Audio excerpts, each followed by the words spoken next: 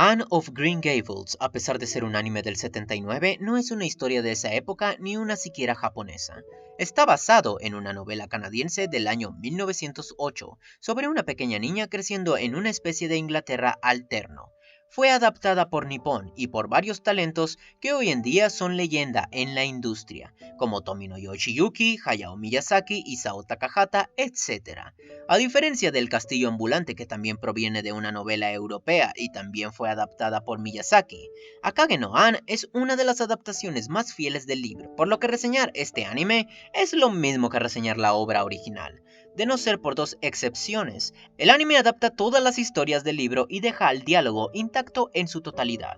Además, como mencioné antes, es una historia del año 1908, lo que la hace una historia extra retro, lo que significa que automáticamente es mejor que el 90% de la porquería moderna que atormenta hoy nuestras mentes con su degeneración y vulgaridad.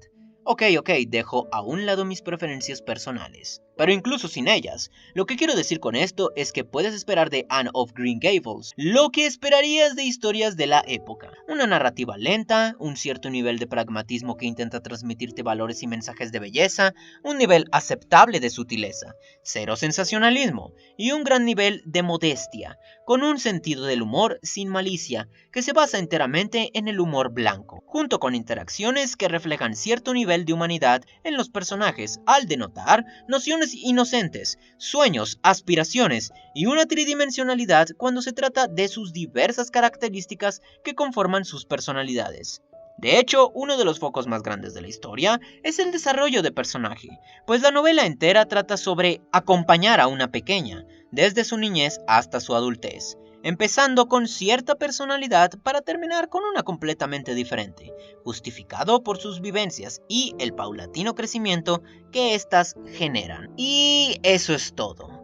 Es todo lo que se puede decir sobre la obra, pues es episódica y slice of life, lo que, sumado a sus buenos pero muy viejos valores de producción y narrativa densa, ahuyentará al 99% de la audiencia moderna, especialmente si ésta está muy acostumbrada al sensacionalismo de historias de superhéroes y zombies, con una saturación de colores bonitos y efectos especiales, o si simplemente están muy arraigados por la modernidad. Anne of Green Gables no es para todos por este motivo.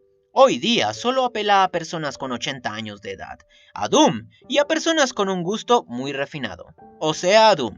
Es aburrida, pues no hay nada emocionante en la obra, pero incluso siendo un slice of life sin trama, a diferencia de los slice of life de hoy, no es sobre muy descerebrado ni es sobre olvidar tus problemas, debido a que este sí tiene drama.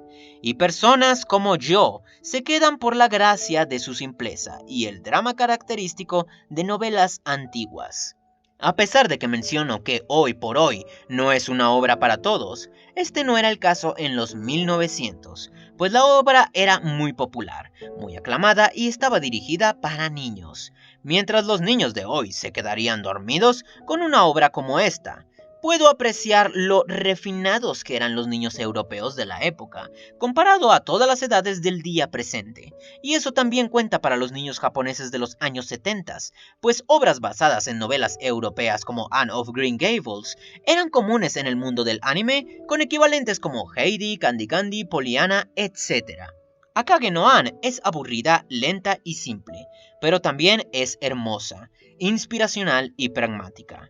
Retro Japan wins, Retro Europeans wins, Retro always wins y fuck modern. What's this funny if you ain't gonna break the mold?